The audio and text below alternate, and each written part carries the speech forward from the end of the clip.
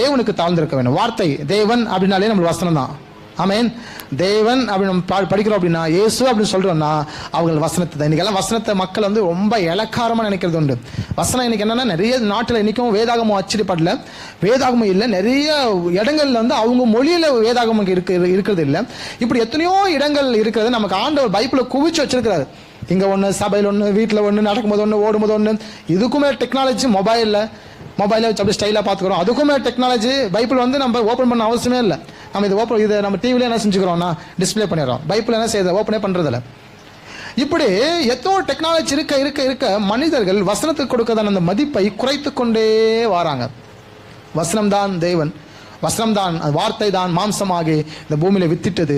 அந்த வித்தாகியவர் தான் ஆண்டவராகிய இயேசு கிறிஸ்து. இந்த வசனத்தின் மேல் நிற்கிறவன் எவனோ அவன் கண்மலை மேல் கட்டப்பட்ட தன்னுடைய வீட்டை புத்தியுள்ள மனுஷனுக்கு ஒப்பாய் வைக்கிறான். தன் வீட்டை கட்டின புத்தியுள்ள மனுஷன்